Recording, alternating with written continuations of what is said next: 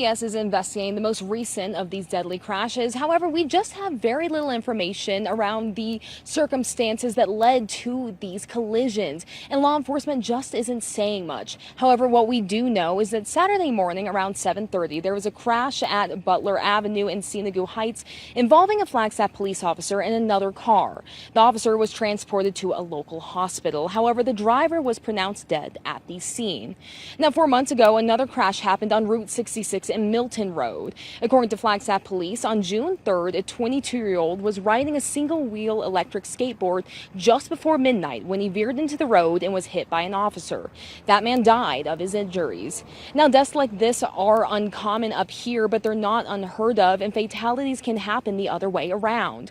Earlier this month, 2 members of the Timber Mesa firefighters were killed in a crash. Now, according to the National Safety Council, in 2023, almost 200 people were killed in crashes involving emergency vehicles. 57% were civilian drivers, 23% were pedestrians, and 18% were the emergency vehicle drivers.